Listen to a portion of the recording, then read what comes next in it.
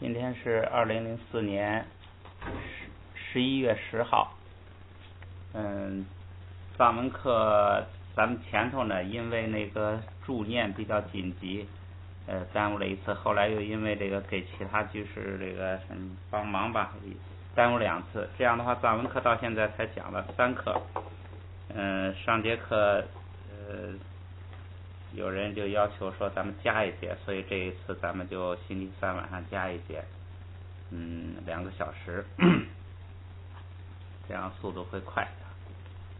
这是藏文课的文法课的第4课，咱们还是那个复习一下第3课讲的。第3课是从这个藏文格的特点开始讲的，是吧？第7节，是吧？复习一下啊。藏文格呢有3个特点，第一个特点是它主要是语法意义的区别，而不是形式上的区别。就是说，藏文的格呀，主要是在意思上的区别，不是在这个语法形式上的区别。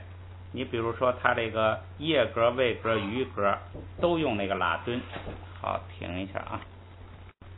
藏文格第一个特点就是主要是语法意义上的，不是形式上的。形式上好多格可以用一个标志，比如说那个拉敦。拉敦就是这个拉字，这个拉字呢，它这个格的叫格助词，就是用它来表示这是第几格。格助词呢都是放在那个中心词的后边，就是说格助词都是来决定它前边那个单词的。这是第一个特点，就是说这个不是严格意义上的形式上的格，而是语法意义上的，就是意思上的格。第二个特点，藏文的格呀，经常不光是加在那个它前边那个词的上边，不光管一个词，经常管一个词组，甚至管一个句子，甚至管整个前头好几句话都有可能的。你要看它的那个意思，这是第二个特点。第3个特点呢，就是不光是这个名词有这个格，其他的好多词，什么动词、形容词、代词也有格的变化，所以它这个格的变化呢比较这个自由范围比较广，这么3个特点。下边这是它的格的特点3个，下边咱们把这几个句子呢再读一下。第一个句子是给波提嘎，给波提嘎，给波提嘎，给波提嘎。这个提后边带一个属格，带一个属格的这个格助词。但是这个格助词呢，不光指这个提，它还包括前边这个给波。给波跟这个提叫同位语，就是它们的位置相同。这个位置相同的意思是说，它们的作用也相同。它们俩呢都做这个形容词，都做那个嘎的形容词。它们俩同位语，就是并列的。同位语互相起一个互相说明、互相形容，甚至就起一个形容词的作用。你比如说这个吧，就是国王，那个国王，那个国王，这个那个呢带有形容词的意思就是那个的国王，这个国王也是这个直接是代指词。下边咱们看第2句，给波上别嘎，给波上别嘎，给波上别嘎，给波上别嘎，好国王的命令。给波你给嘎，给波你给嘎，给波你给嘎，给波你给嘎。是2个国王的命令，不是国王2的命令。就是它的格助词管前边一个词组。下边一个，给波你给这位嘎，给波你给这位嘎，给波你给这位嘎，给波你给这位嘎。这个给波你给的给是助格，不是那个句格，就是这是一个及物动词，这个赐予什么东西下什么命令。及物动词的主语呢就要用带撒，就要用句格，就是说是由国王下的命令。下边一句满都松，这是名词，做集体业格。这个集体业格后边一一再讲。后边这个图呢是拉丁，因为它永远是跟在一个词的后边，所以这个塔就读成不送气，读成达，就变成了读，不读图，所以就是满都，不是满图，它因为那个在后边第二音节都变成不送气了。满都松，人都松，形容词长的也变成了这个可以变格，就这意思。戴帽日着，那个ra是拉丁，就是去冲着那个热闹去，代表就跟那个拉的意义是一样，拉的一个这个变种。大日着，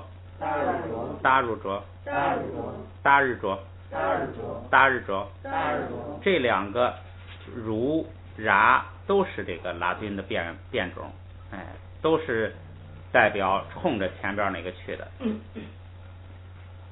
这就是说名词动词都可以变格，就这意思。格的这个复习完了，下边是开始8个格呢，下边一个一个讲。下边先讲第一个主格，主格又叫原形格，什么意思呢？主格什么也不变，就是单词本身就是主格。主格能干什么呢？能做主语跟宾语。做主语跟宾语的时候，它什么都不加，什么都不带。做主语呢，它有几个限制。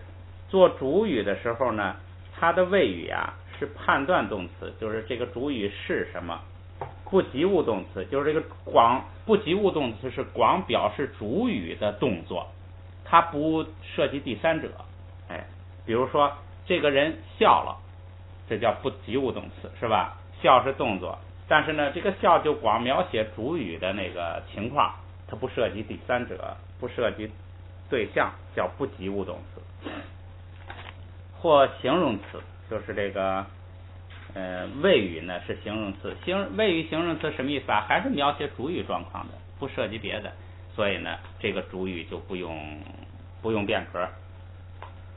这3句话都是主语不变格做主语的，咱们来看一下啊。捏切你塔达尔给海金敌人，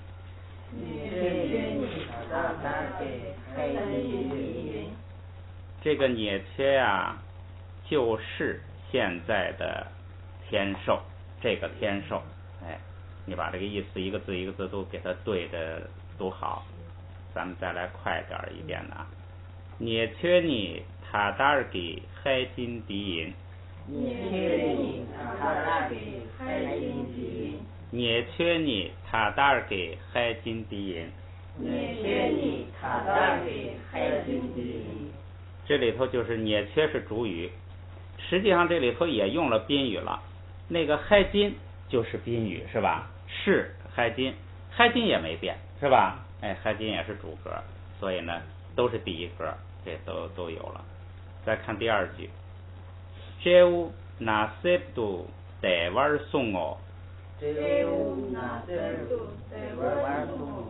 乌那塞杜带玩送哦，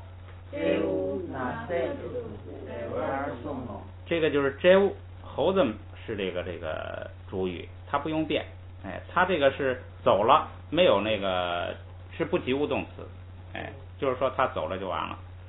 其他的那个呢，都是一些附属的词，说安全的走了，那是个状语；说走到林子里去了，那是叫这个什么地点状语，都是附属的了。主语就是猴子走了，所以这个猴子呢不用变格，因为它是不及物动词。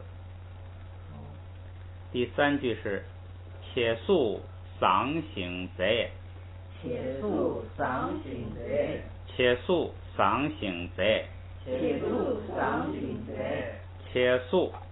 且是脸儿，速是身体，就是说容貌身材，又好又漂亮。这是主语呢不变，谓语呢是形容词，形容词呢是形容主语状态的，所以呢主语就不用变格。这是3个主语都不用变的。第一个做主语，下边做宾语，做宾语呢也不变格，就是还是主格原形格。咱们看做宾语的啊，做宾语的时候呢，这个处于动词之前，注意主语一般是在最前头，然后呢后边肯定有一个动词。但是这个宾语呢跟我们汉语不一样，宾语不是放在动词后边，而是放在动词前头，这是咱们一个比较大的特点，以后翻译的时候也要注意。另外咱们现在读佛经的时候呢，也可以利用它这个，可以读懂好多意思。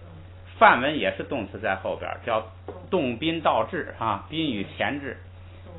这个你像那个玄奘法师他们翻的那个经啊，他翻的比较准确了，经常会出现呐，动词在后边，名词在前头。有时候你就看不懂，你就看不懂的时候，你就把那个动词啊往前头那个宾语上给它动一下，你就看懂了。比如说那个解释密经圣义生菩萨，说圣义生，咱们汉文的习惯就是圣义的生，就是那个圣义成状语了。实际上在这个梵文里头什么呢？是生圣义，它是宾语，就是这个菩萨呀，他能生圣义，他能生出这个能够这个就是见到殊胜的境界，是这个意思，你就好理解了。咱们看这个做宾语啊，是处于动词之前。谓语是什么呢？一个是判断动词，你看那个涅切尼塔达尔个海金低音就是个判断动词，说主语是什么，说涅切就是海金，这个海金呢就是做宾语，它放在动词之前，它是判断动词。存在动词，判断动词是不是，存在动词是有没有，或及物动词，就是这个动词如果及物，它就会有宾语。我拿苹果，那苹果就及物，所以这个苹果成了宾语。这个宾语要放在哪儿呢？要放在动词之前，注意它这个特点。说完主语就说宾语，然后再说主语把这个宾语如何了，动词放在最后。咱们来看具体的例子啊。云丹洗马一个，云丹洗马一个，云丹洗马一个，云丹洗马一个。你这个洗马呢，如果愿意马弱化，也可以洗墨。这个咱们看一下意思啊。云丹咱们说过，云丹是什么呢？云丹最主要的意思是本事、功德，咱们那个就是本领，一个意思学问，他这主要是用他这个学问的意思，就是这个人本事、功德这个意思。云丹这主要是取学问的意思。洗妈是什么呢？是根基，根本的根，基础的基，根基就是基础。你可以多记几个词来体会它的意思。洗妈就是根基、基础。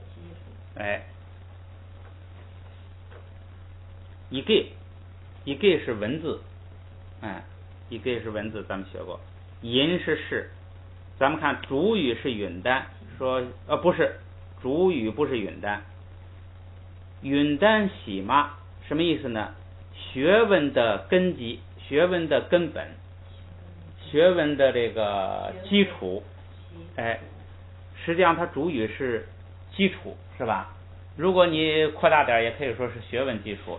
实际上说谁的基础啊？学问的基础。实际上主语是洗妈。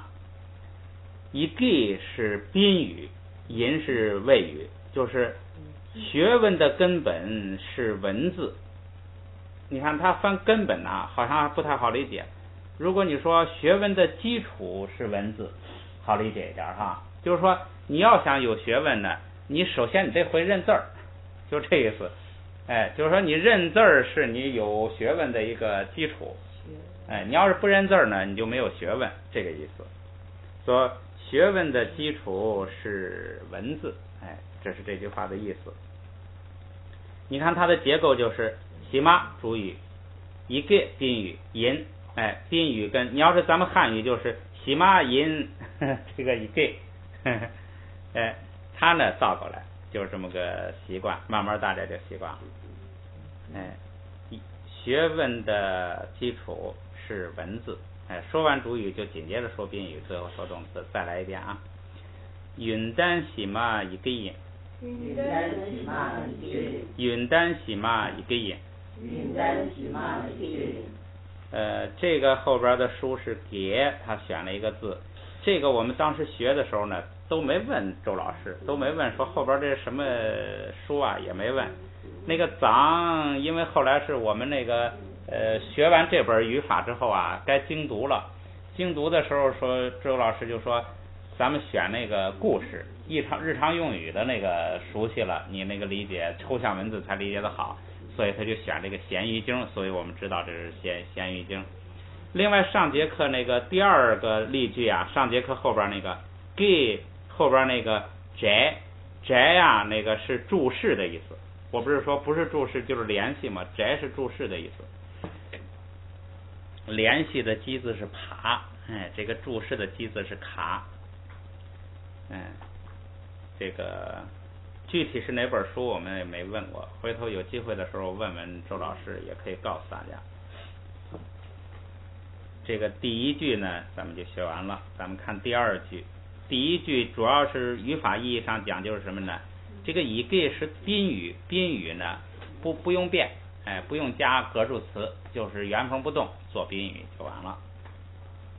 咱们再看这个第五句例句啊，叫克了帕梅约达姆，那我读错了，克了帕玛约达姆，克了帕玛约达姆，克是你，克是你，拉这个拉是当然也是拉敦了，是格助词了。它是什么意思呢？是余格，就是在你那里，在你那儿，是余格，在你那儿。他妈，这是父母，他父母，他父妈母。约是这个存在动词，你有还是没有？有没有？这个tam是一个什么词呢？它不是一个固定的单词，它是一个疑问词，你也可以记一个叫疑问语气词，它叫疑问语气词。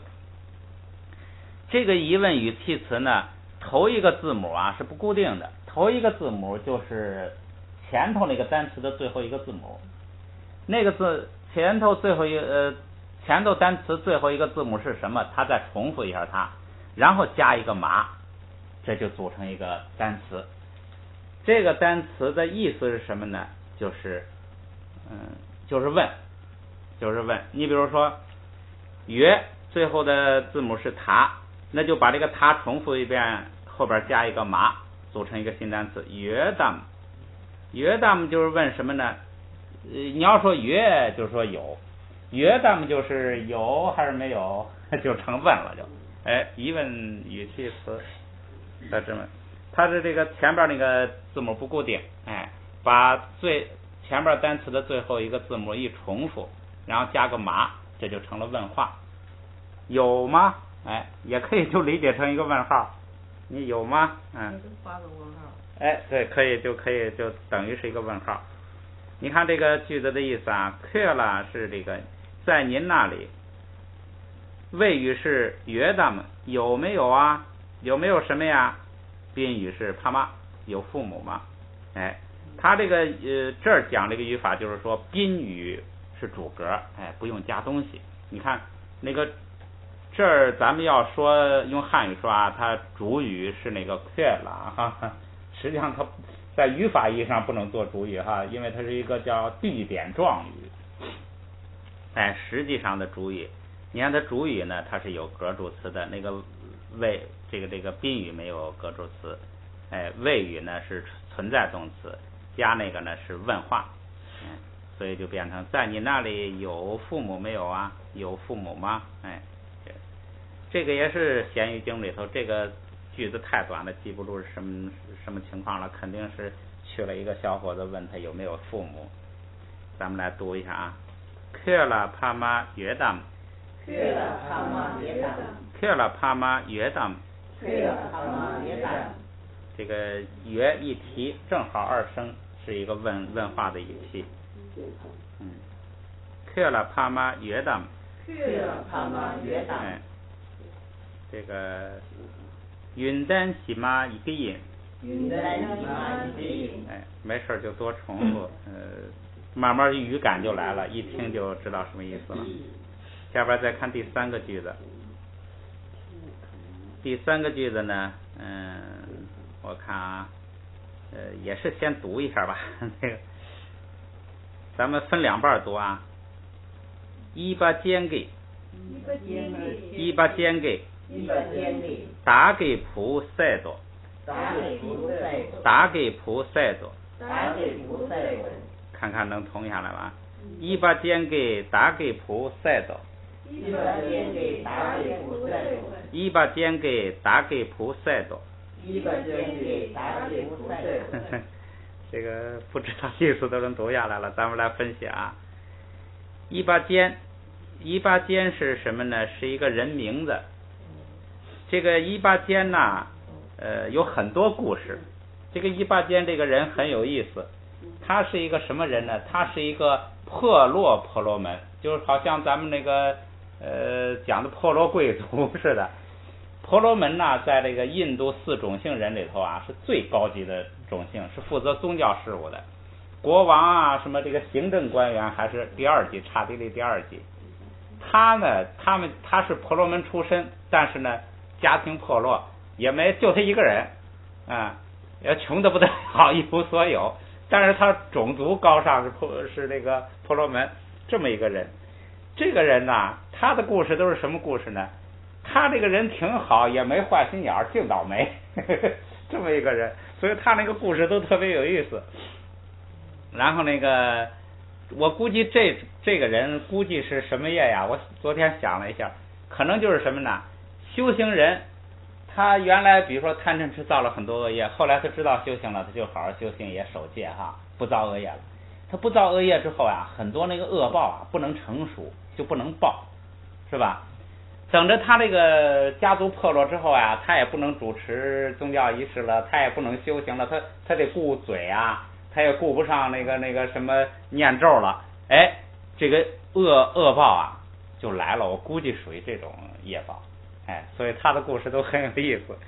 实际上这儿说伊巴坚呐，说我的儿子他让伊班加给杀了，实际上他不是他杀的，不是他故意杀的，人家别人那个什么赶他就跑，跑呢他看了一个墙头，他就一翻墙头跳过去了，跳过去正好人家那个小孩在那玩一下，把人小孩给杀死，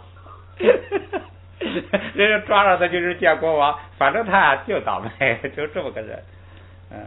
咱们看这到国王这儿了，人家把他送国王这儿，人家跟国王说的，说就是伊巴坚把我儿子杀了。你看啊，看这个句子啊，伊巴坚，咱们先分析这个名字。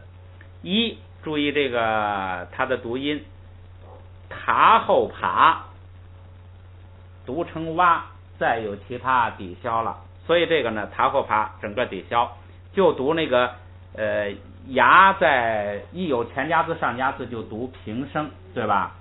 读成鸭加一，对吧？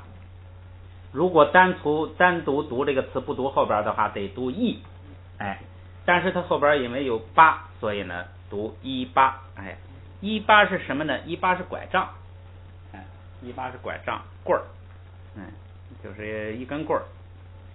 坚是什么呢？记住，这就记单词了。坚是具有，坚是具有的意思，就是你看那个 same 坚前头有一个单词叫有情，是什么呀？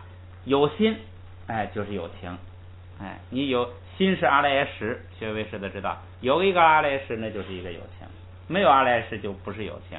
像这个植物啊、细菌啊、微生物啊都没有那个阿赖耶识，所以它就不算有情。这个人的名字叫什么呢？叫有杖，哎，有一杖，有拐杖，有根棍儿，有杖。这起的名字也不错啊，挺有福气，有杖。这个给呢，完全是一个句格，句格格助词。句格格助词两种形式，一种是这个属格的这个词加上一个仨，一种是把这个仨直接加在那个名词上，加在单词上，都叫句格。这个呢就是单独加了一个句格助词。一巴间给就是说一巴间是一个人，加上给就是一巴间是句格，句格的意思就是由他来做什么，实际上这就是及物动词的主语要用句格。哎，所以呢一巴间干了点什么事儿啊，干事儿你就找动词就要找到最后，最后是个什么呀？赛是什么呀？赛就是杀，这个动词很简单，哎，就是杀。后边这个夺陀是什么意思啊？还记得不记得？哎，句中语，代表句号的意思。这个句中语咱们也说过，它的基字是不固定的，它的基字是重复那个最后一个单词的那个最后一个字母，哎，把那个字母加一个哪弱，就成了这个句子就完了。赛多，哎，赛多，最后一般读清上了赛多，哎，杀了，这个句子就完了。说一巴间呢杀了谁呢？宾语在动词前头，杀了仆，哎，仆咱们学过是儿子，哎，仆。然后仆呢还有一个形容词，谁的仆呢？打给仆，打是我，给是的，我的儿子，这个我们都学过，有印象吗？哎，打没学过哈？哦，打就是我，哎，打是我自己的，我的，哎，打，这记不清了，哎，打给仆，我的儿子，你看这整个句子成分就出来了。一巴间给是及物动词的主语，赛多是谓语，杀了谁呢？宾语在谓语前头，打给仆，杀了我的儿子，意思就明白了。他这个语法上，他在这是突出什么呢？就是说及物动词主语要带句格，但是它的宾语还是不带任何格的助词，哎，就是说做主格做这个宾语。慢慢咱们就对这个藏文句子这个熟悉了。咱们来看啊，就是说它如果是不及物动词呢，哎，没有宾语，那这个主语就不变，是吧？主语就是原格就行了。它如果有这个宾语，这样的话它可能是为了区分这个主语跟宾语，一个带一个不带，是吧？你要不两个都不带了，是吧？哎，只要它有及物动词有宾语，它就给主语带上句格，就是用主语来做宾语，哎，所以它有这么一个规律。你看它这两个就是主语带谓语不带，一看谁杀谁特别清楚，不会弄错啊。咱们来读一下这个句子啊。一巴间给打给仆赛多，一巴间给打给仆赛多，一巴间给打给仆赛多，一巴间给打给仆赛多。我看你们学的都挺快。三句再来一遍啊。云丹西马一个人，云丹西马一个人，云丹西马一个人，云丹西马一个人。克拉帕玛约达，克拉帕玛约达，克拉帕玛约达，克拉帕玛约达。一巴间给打给仆赛多，一巴间给打给仆赛多，一巴间给打给仆赛多，一巴间给打给仆赛多。不错，咱们再学第9节。它这个呢没有按1格、2格、3格的顺序，为什么呢？它这个重要性不一样。主格做主语宾语，这当然最重要。第二个最重要最常用的就是属格，所以它是按这个重要性，在句子里它重要性使用频率高低来这个讲的，它不按这个那个格的那个，所以下边第二个呢，他就讲第六格属格，属格是使用频率非常高的。咱们来看它的属格的标志是属格助词，这个格助词就叫属格助词。属格助词是什么呀？就是咱们前头学过的，就是那个的字，哎，你看的字有很多这个表现形式，它们受前音节后加字的制约。前音节后加字是塔、爬、撒，还有在后加字撒和塔的。这个咱们学在后加字只学了一个撒，没有塔，是吧？它这个古藏门的时候啊，后加字2个，还有一个塔。到后来慢慢的呢，把那个给去掉了。现在在后加字就剩了一个撒，没有塔了。没有塔之后啊，它去掉之后呢，但是有很多规则读音，它还按那个原来的归音，原来的那个规则来。所以有的那个字很奇怪，看不见后加字在后加字塔，但是它按照塔来那个变格呀，什么那个读音，它有这么个现象。咱们呢，也不必就是大概了解一下，这个不必，我认为不必下太大功夫。反正它跟谁，它有时候它那个方言里头还不一样了，还方言这个地方跟这个，那个地方跟那个，所以这个不是特别严格。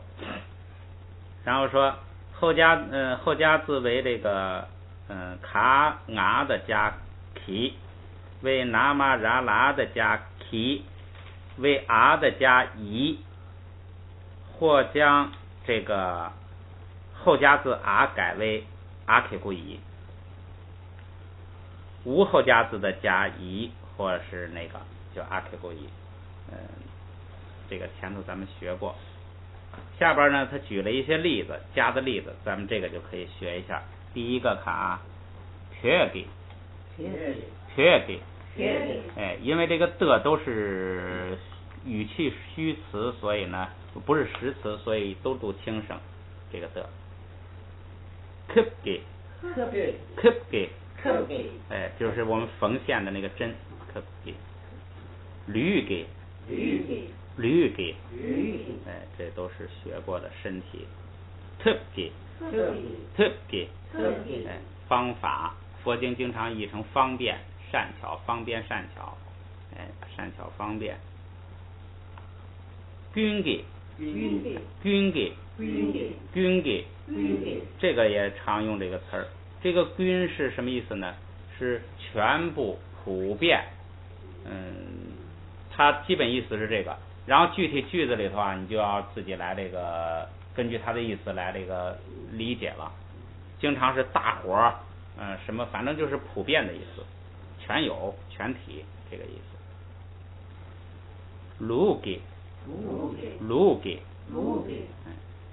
后边是读轻声的时候呢，前头那个当作单独一个单词读，不要当成2个音节的前音节读，哎，单独读一个音节，后边带一个轻声就完了。这个卢是绵羊，后边这个中给，哎，野牛，这个是单给，这是垫子，就是咱们做的这个垫子，单给，下边一个是当给，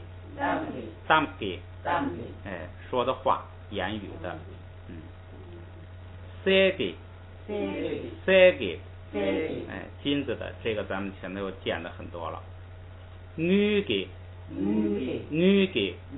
哎，银子的，金子做的东西，银子做的东西就可以用这个。下边一个大意，后边这个呢怎么读呢？因为它前边这个一呢是单独一个，所以读轻声。后边这个阿 k 故意加在前边那个，你就跟它合在一起了。合在一起，这个阿 k 故意读成什么呢？就读成那个就是变成那个韵母变式就完了。你比如说原来不加这个读达，然后加上它呢就读得，啊就变哎，就是按那个规则，就好像加一个拉一样，就是后加字拉，不是那个就是啊变哎，哦变约，是吧？哎，乌变于，哎，就按那个规则来。所以这儿呢就读成什么呢？达不读达，读成得。最后一个大乙，马的。如果要是他不这样写，把那个阿 K 故意加上去，就要读到一起，就得读呆，哎，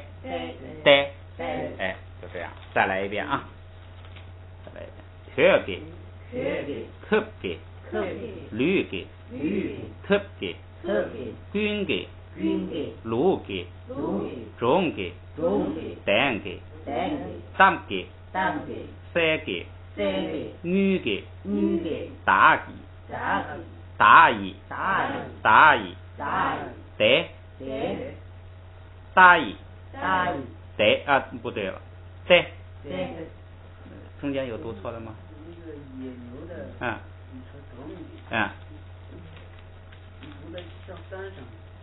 中给哈啊，中给就成了那个按双音节词读了，就是中你就低了，中给就成了按双音节词读了，不能这样读。就是后边是读轻声的时候啊，前边这个词按照它本身的读法，本身是二声，二声是中给，对，像三声，因为它到那个给降下来了，像三声，但是读的是二声，就是它这个二声跟你那个读双音节词那个低的二声的区别是什么呀？就是高低。你比方说中给，这就变成了双音节词的第一音节，读二声了。要是单独读二声，不能读这个双音节词的一开始那个低的，要读成高的，就是中，就是单独读就是中呢，因为后边你要加一个给，你要降下来，所以它很自然，对，很自然有一个往下降的趋势，就像三声。但是呢，你的心里头知道是二声就行了，中给，所以他有这说的时候会有这么个误解，是慢慢大家就熟悉了。好，像这类的问题提出来好，否则的话你那个自己读的时候会有疑问啊。好，下边呢它是例句，属格名词表人或事物的领有者或修饰者，在句中做定语，位于中心语之前。这个位于中心语之前，咱们看啊，它就是用这个的来表示的，这个跟汉语习惯是一样的。咱们看这个语法上好理解了啊。表领有者，就是领有者就是这个东西是谁的。咱们看啊，참새 부모，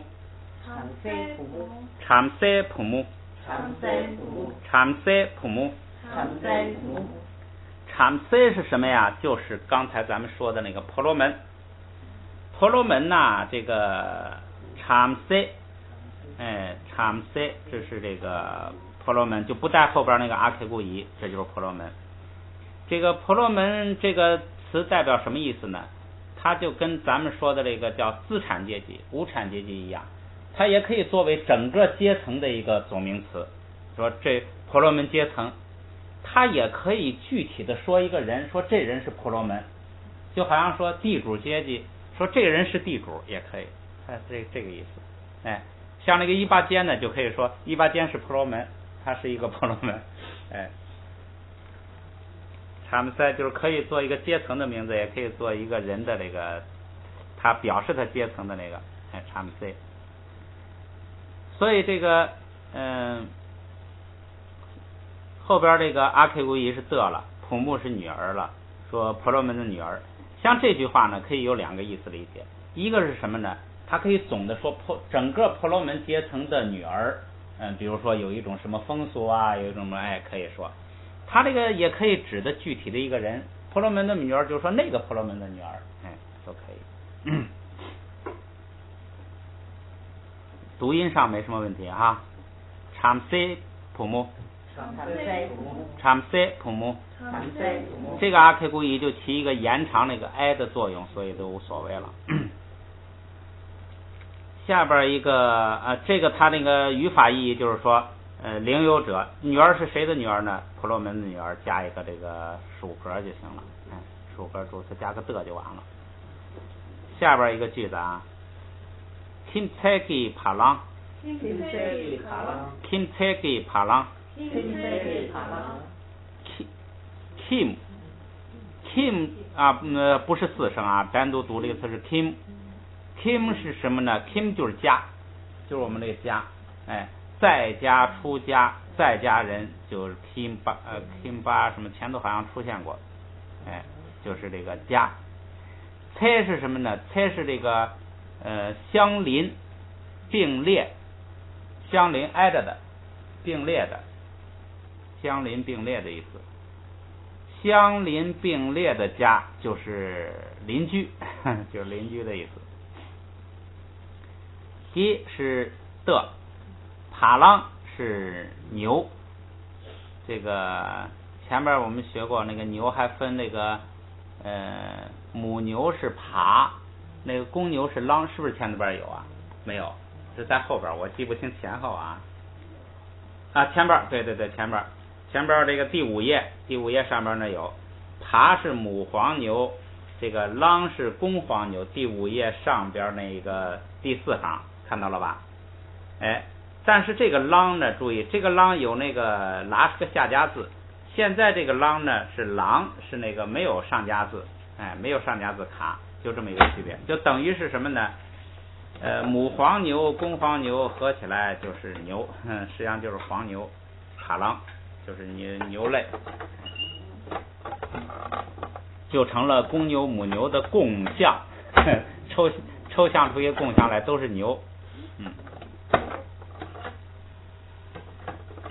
这样这个语法意义就是说是邻居的牛，这是怎么回事呢？就是那个一八间这个穷的不得了，没法过日子了呢，他也得想办法过日子呀，弄了点地也得种啊，他去借了邻居一个牛啊去耕地，结果呢出了一地没耕成，是弄得一塌糊涂，什么我也忘了，牛跑了，反正就是他心眼挺好的，挺倒霉，弄得人也杀了好几个，还不是一个。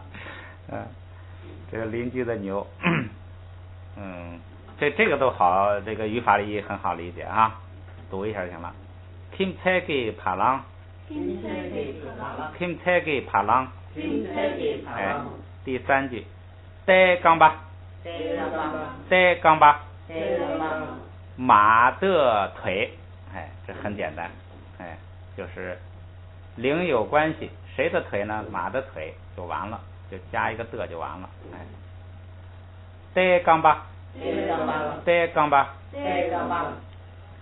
下边是表修饰，就是说，它不是零有关系，不是说谁的东西，而是呢形容的，比如说眼睛，哎，黑的眼睛，这个蓝的眼睛，哎，它是表修饰的形容词来修饰，这个语法上好理解，咱们来读一下啊。坦白确，这个周老师读的时候，他都那个确发音不对，他读成缺，他读成一声了。实际上这个应该读四声，因为咱们佛教徒了，对这个就熟悉的很，绝对不会读错了。佛法僧的法嘛，哎，坦白确是四声啊。这个坦巴是什么意思呢？是神圣的、正确的、真实的、微妙的。你能记多少记多少，就是它这个意思很多。坦巴是神圣的、正确的、真实的、微妙的啊，神妙的、神奇的，反正就是又神又好吧，这个又正确又真实，那个这么一个词儿。佛法呢，这个法呢是这个坦白，就是神圣的、正确的、真实的、微妙的，就是非常好的法。哎，这在佛教徒来说，我们就是指佛法。一说最好的法，那当然就是佛法，正法，哎，那就是佛法。所以这个以佛法正法，这是佛教徒的这个用法。非常普遍的，坦白用的也非常普遍。坦白确，对，这个地方丢了一句，丢了一句4，然后就6，丢了一个5。你们在书上那个4后边可以写一个5。五，因为周老师他那个句子里头读了，所以咱们也那个补上这样的话。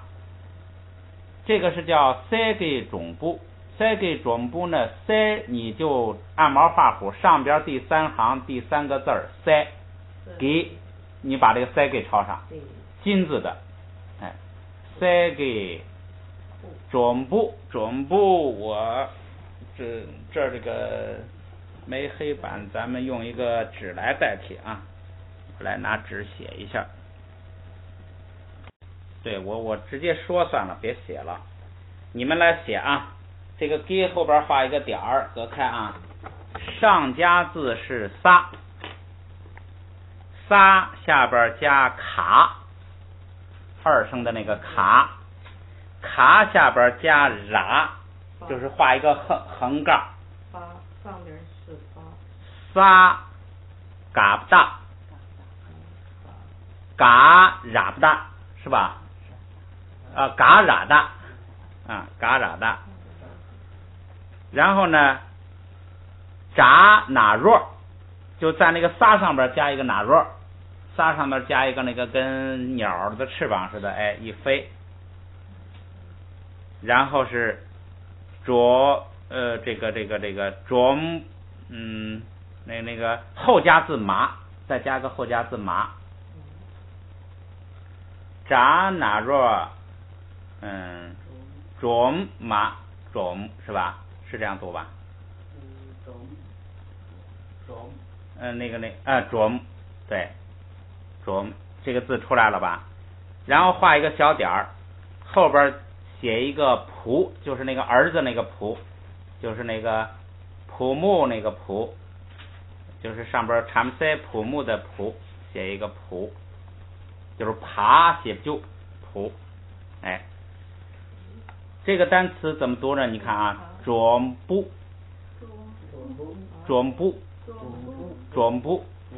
是什么呢？匣子，就是那个一个小匣子，哎，一个小盒子，小匣子，一个那个工匠的匠，把里头金字换成甲字那个匣子，哎，所以这个第5个是个什么呢？就是金的匣子，金匣子。写个金匣，这也是那个藏里头的，在那个咸鱼经第38页，你后边也画个括弧，写个38页。哎，这是这个，你看这么印的这么好的书，给还不如那个油印本给打漏了。4完了就是6。第5个咱们也读一下啊，塞给总部，塞给总部，塞给总部，塞给总部，塞给总部。塞给总部，金的匣子，哎，金匣子，这第5个。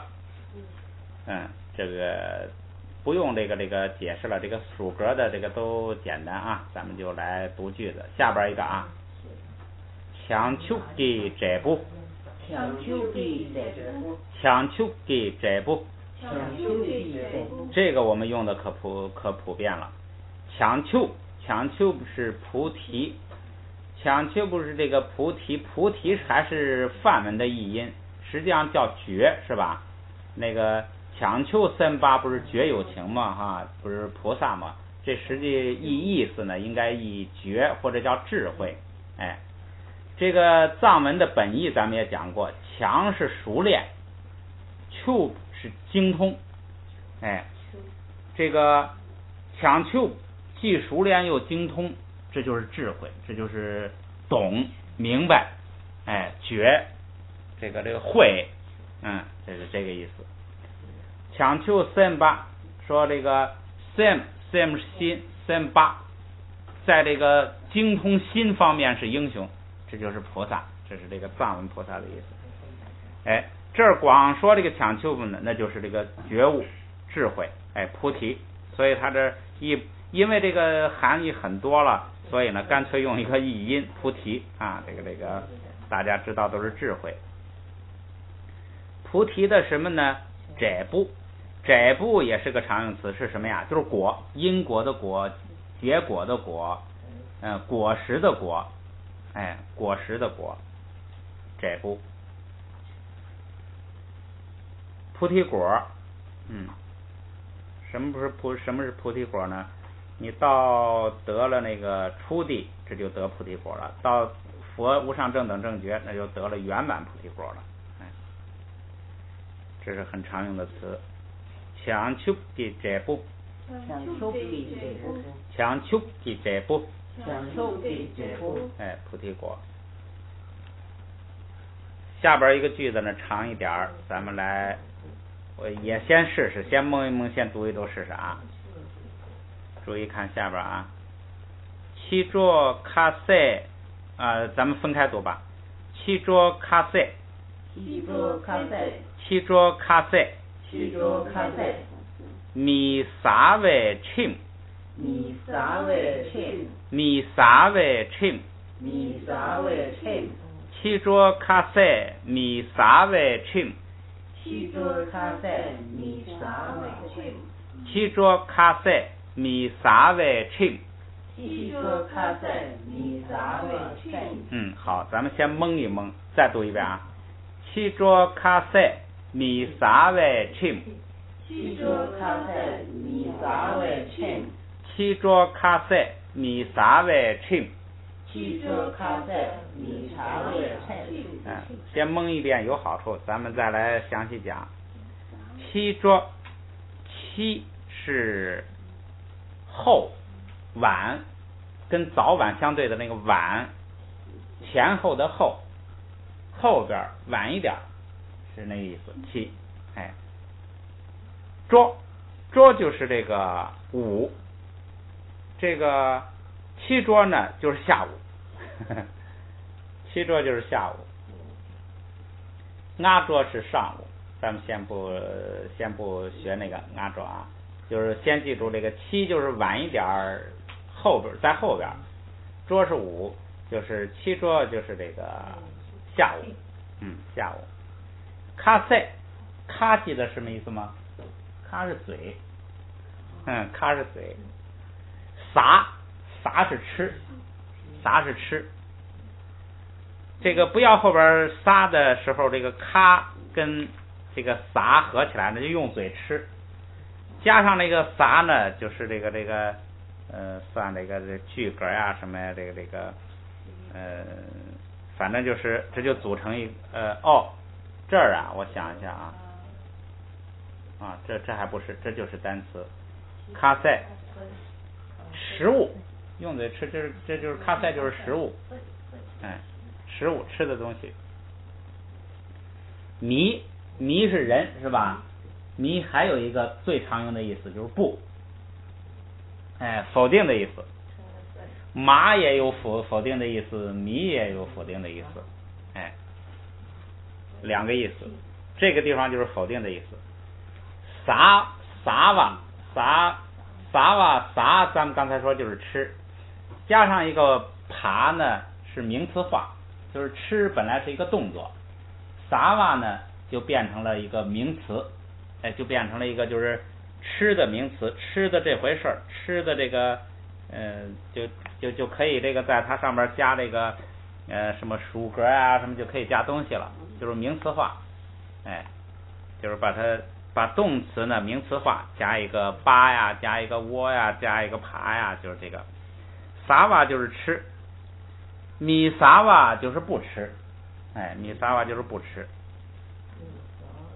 米撒瓦加了一个属格，就是不吃的chim戒律 chim 戒律。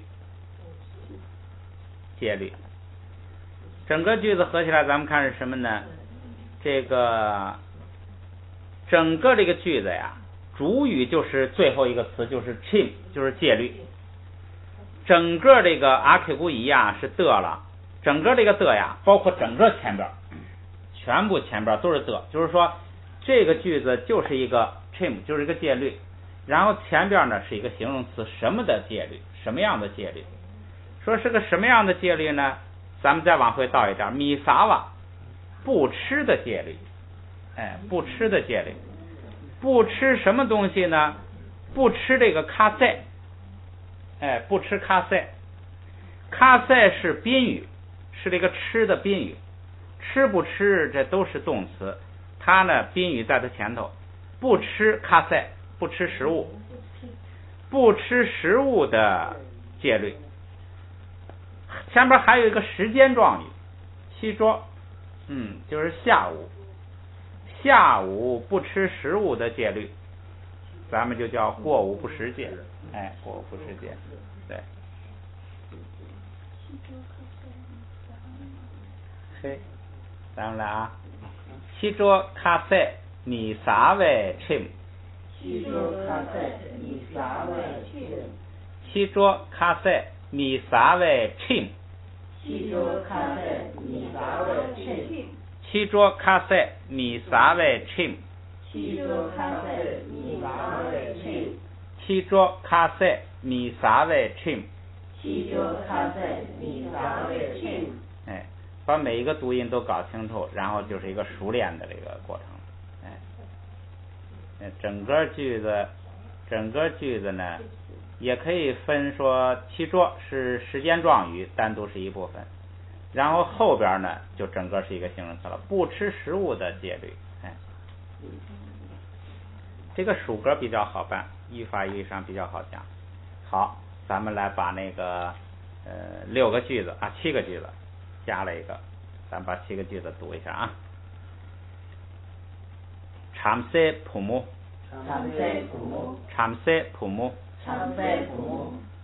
김치기 파랑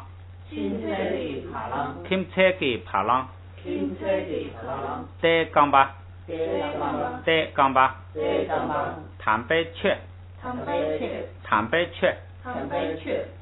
세기 전부抢축기 제부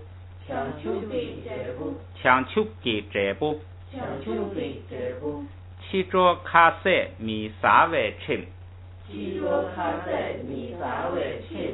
桌카세 미사웨 침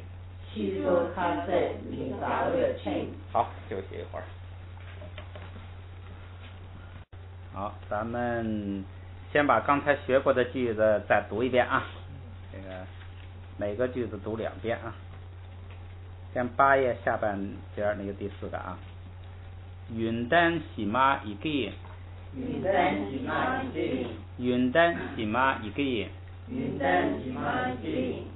去了帕玛约旦，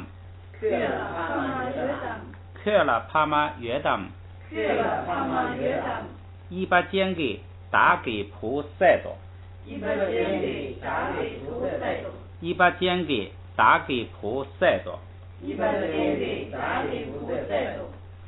참새 부모 김태기 파랑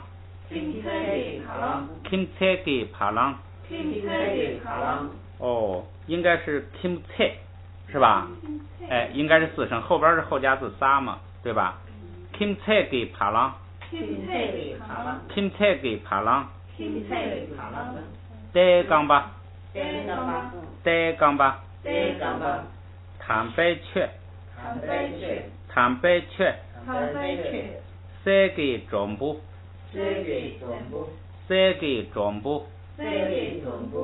抢축기 제부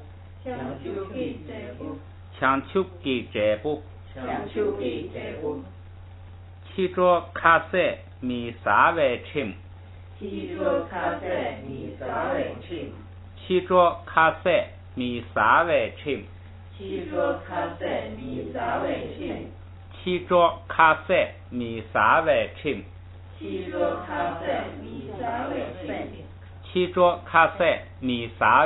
침不错，这个最后一个什么？你知道什么？啊，misawe chim， chim， 戒，对，戒，最后一个是戒。下午不吃东西的戒。好，咱们再学它一节，第10节。前头第一个讲了主格，第2个讲了属格，这是最常用的啊。你一个句子得有主语，这个的呢，就是说这个属格是最常用的，这2个讲了。第三个呢讲句格，句格也很重要。咱们来看啊，它句格的标志是句格助词。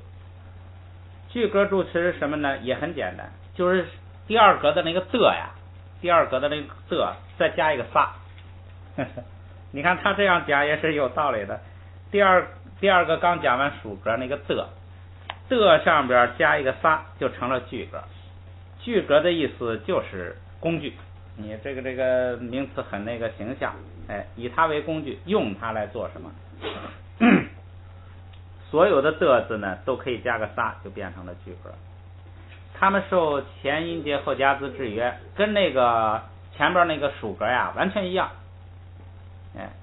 你看，咱们就不细读了啊，跟那个是一样的。咱们下边你看它这个它这个例词呢，跟这个上边那个属格的例词也完全一样，只是这个比那个就是多了一个仨。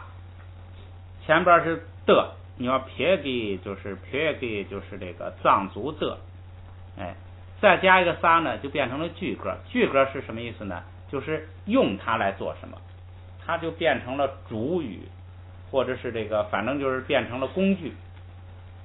咱们也读一下啊，还是读轻声，撇给，这就是它变成了主语，它的动词是及物动词，被藏族如何处理了一个什么事情，那就是及物动词的主语，被藏族。可给，这就是用针干什么？用针做工具，不一定是主语，在这个句子里头不一定是主语，有时候是主语，有时候就是一个工具。驴给，特给，均给，你看就是被全体如何。卢给，中给，单给，当给，塞给，女给，大姨，应该是二声啊，大姨，后边这个啊，得，就是说跟那个属格是一样的，两个加的方法，一个呢可以跟那个单词断开，加一个小点，单独加个一，一个呢可以把仨直接加在那个单词上，这都叫句格，两种形式。下边这个也是，答应，错了，应该是四声，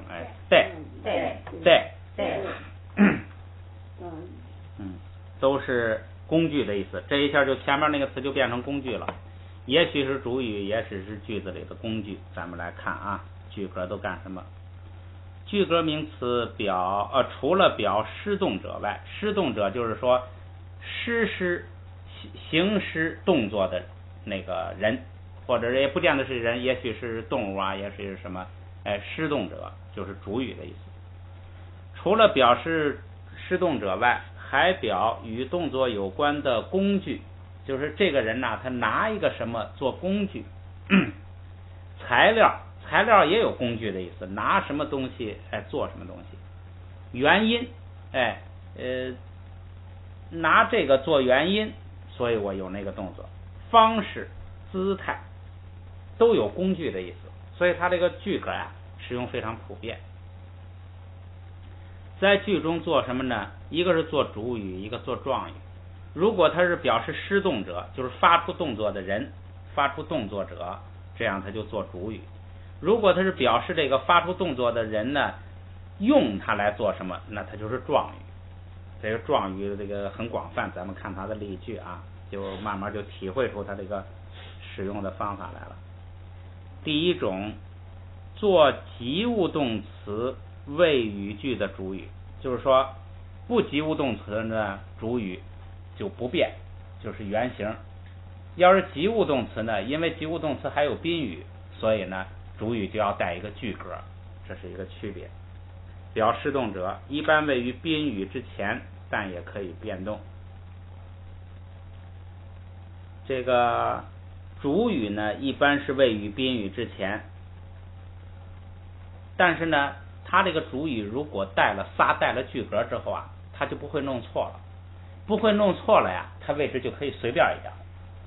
它放在这个其他地方呢，人们也不会把谁，比如说我杀你，我是主语，你是宾语。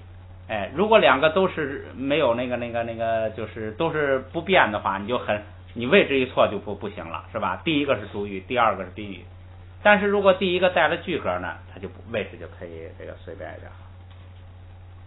咱们来看这个第一个例句啊。隔壁米约间提色。隔壁米约间提色。隔壁米约间提色。隔壁米约间提色。这硬闯一遍啊。咱们来再看具体分析。隔壁是国王，加一个撒，直接加一个撒，一般这种形式还是比较多，这就变成句格，这就是句子的主语。为什么句子主语要加句格呢？因为它的那个动词是及物动词，哎，它要跟那个宾语要有区别。主语完了呢就是宾语，宾语完了才是动词。咱们按照汉语习惯，咱们先看动词，最后那个动词是什么呢？是 say 刚才学过是杀。哎，国王杀，国王主语，由国王来杀，杀谁呢？杀前边这个东西。前边是个什么东西呢？第一个是迷，就是杀的是一个人，是吧？哎，迷。对这个迷呢，它有一个形容，这好像形容词一样。这个迷是个什么样的迷呢？是约间。咱们说过间是什么意思来着？间是具有，哎，带有，哎，他有什么？这个人有什么呀？有约。约是什么东西啊？约是一个名词，叫狡诈、欺骗。哎，你主要意思就是欺骗、伪装，反正就是耍花招。这个迷啊，是一个具有欺骗行为的人，哎，这么一个迷。这等于是形容这个迷。这样的话，给这个迷呢，这就是实际上就是名词化了，就是骗子。哎，就是说这个迷就不用单独提出来了，就是一个骗子。骗子后边还有一个词是提是什么来着？是那个。哎，这是有具体指的，就是前边说过这个骗子就是那个骗子，国王杀了那个骗子。哎，你看主语、宾语、谓语都很清楚。他这个在语法上呢，这一句就是强调什么呢？就是说，如果动词是及物动词化的呢，这个主语就要带个撒，就要是由谁杀谁，关系很清楚，就这么个意思。那个宾语还是什么也不带，这样的话呢，主语一带撒，都国王杀骗子都很清楚了。咱们来再读一读啊。隔壁米约间提色。隔壁米约间提色。隔壁米约间提色。隔壁米约间提色。约，不要腰就在一 o 之间加 a 了，那念腰，是约，直接一跟 o 拼一 o 约，哎，约间，哎，这就对了。隔壁米约间提色。隔壁米约间提色。隔壁米约间提色。隔壁米约间提色。挺好。再看第二句，这句比较长，咱们就不闯了吧。你们觉得第一遍闯一下怎么样？蒙一下？可以。算了吧，咱们这长后边句子长了，咱们就闯，就这个效果不好了。咱们先来讲啊，啊是什么呀？我，拉这是格助词，拉的意思很多，这个一般的意思就是对着谁，向着谁，冲着那个方向。俺啦就是冲着我，对着我，对着我是什么呢？在塞帕麦，这个在塞是一个形容词，帕麦是它的被形容的词。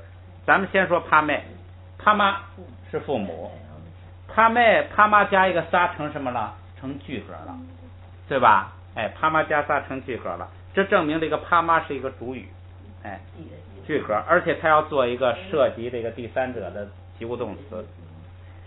这个帕妈呢有一个这个形容词叫在塞，在塞是一个人名，在塞的父母，哎，这个叫在塞的这个人的父母。这个在塞这个词儿什么意思呢？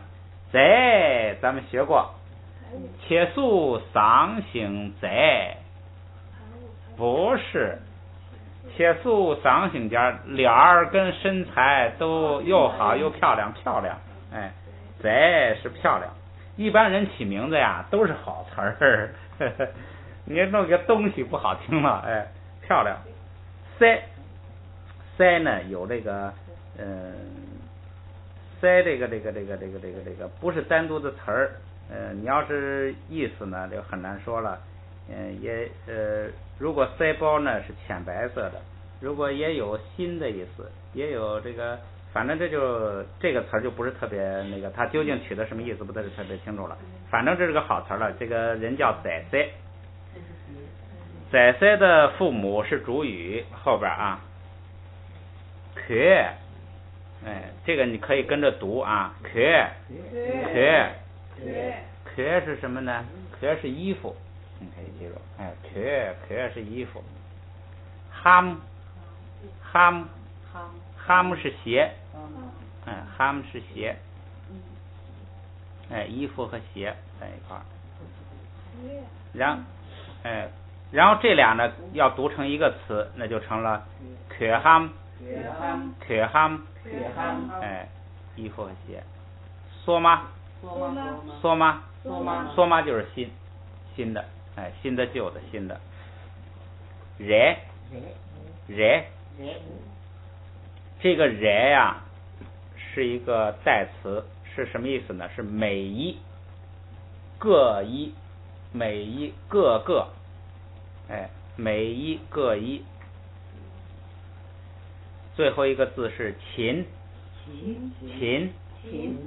咱们佛经里头也是常用的，是六度里头第一度布施，哎，勤就是给布施，勤，哎，那个前头那个捏缺的，就是现在的嗨金是吧？嗨金就是这个，因为它本来是勤，因为它在第二音节不松气，所以组成金，哎，嗨金就是天授天给的，这个地方就是给，就是这个布施，咱们来连起来这个句子看一下什么意思啊？俺啦就是这个对着我，谁对着我呢？是在塞给帕麦，就是在塞的父母对着我，对着我干什么呢？看最后一个单词勤，给。在塞的父母呢，他给我，哎，对着我给了什么呢？宾语在这个前头，给的是这个可 ham，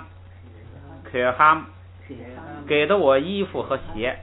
这个衣服的和鞋呢，注意藏文的形容词啊，一般是放在东西的后边，除非这个形容词是带了的。如果这个形容词带着的，它一定放在前头，这跟汉语一样。不带的形容词就是做同位语的形容词，就跟那个词并排放在那儿，都是放在后边。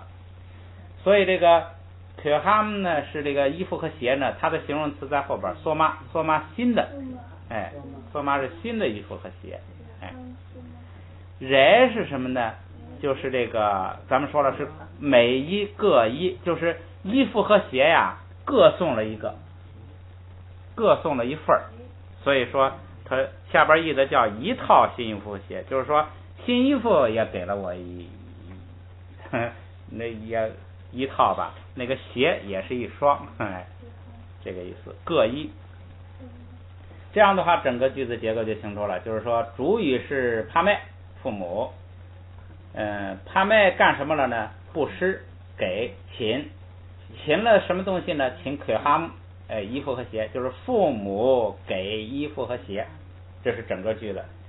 然后呢，父母有个形容词是在塞的父母，这个他给这就没有别的了。然后给的这个衣服和鞋呢是新的，而且是衣服和鞋呢各给一份，这都清楚了。最后呢还有一个被给的对象，就是给的我，所以整个句子就是说，泽塞的父母给了我一套新衣服和鞋，这意思就出来了。咱们来这个读一读试试啊。分两半吧，到那个帕麦那儿听一下啊。俺啦在塞的帕麦啊，哦，俺啦在塞帕麦，俺啦在塞帕麦，俺啦在塞帕麦，俺啦在塞帕麦，可哈姆索马热情，可哈姆索马热情，可哈姆索马热情，对，可哈姆索马热情，试试啊。俺啦在塞帕麦，可哈姆索马，自己那个卡着了，再重来啊！要不咱们再分开两半再读一遍啊。俺啦在塞帕麦，俺啦在塞帕麦，俺啦在塞帕麦，俺啦在塞帕麦，可哈姆索马热情，可哈姆索马热情，再来一遍啊。俺啦在塞帕麦，俺啦在塞帕麦，俺啦在塞帕麦，俺啦在塞帕麦，可哈姆索马热情，可哈姆索马热情，试试啊。俺啦在塞帕麦，可哈姆索马热情，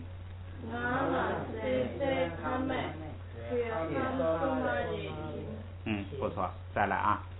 俺啦在塞帕麦，可哈姆索马热情，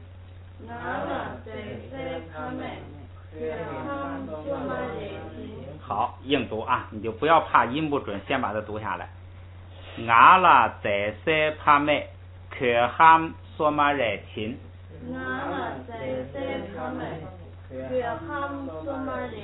好，再来一遍。俺啦在塞帕麦，可哈姆索马热情，